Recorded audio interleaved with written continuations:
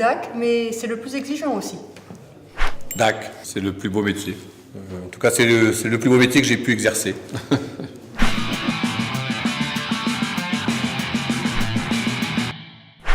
DAC, ça s'apprend tous les jours. Dans les postes précédents, dans le poste de DAC lui-même, on devient de meilleur en meilleur chaque jour. Oui, ça s'apprend, bien sûr. Je pense qu'on est peut-être plus ou moins disposé de tempérament, mais bien sûr que ça s'apprend. L'expérience y contribue, le travail avec les autres y contribue. Et tout ce qu'on peut faire pour s'améliorer, l'accompagnement dont on peut bénéficier, fait que, bien évidemment, on peut progresser et s'améliorer.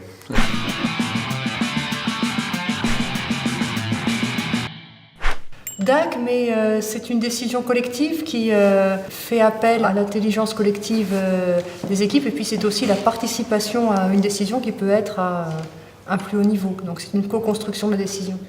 Alors je partage ce qui est dit avec l'idée que dans les qualités d'un DAC, il faut savoir décider.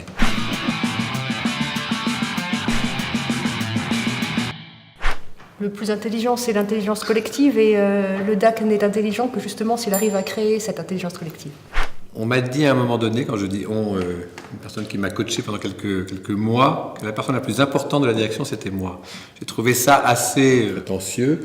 À certains égards, c'est quand même pas complètement faux. Non pas le plus intelligent, mais le fait qu'à un moment donné, il faut aussi assumer les fonctions de direction et reconnaître qu'une direction, elle a besoin d'être dirigée.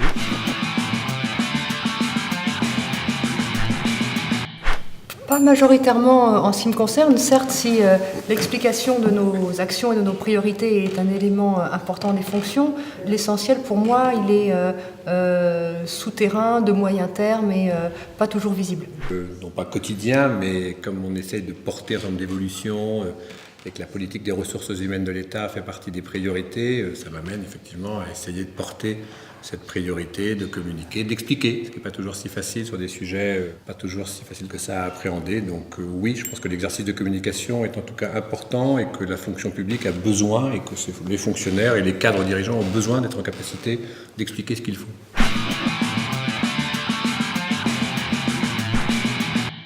Alors non, pas dépassé, parce qu'on a progressé ces dernières années.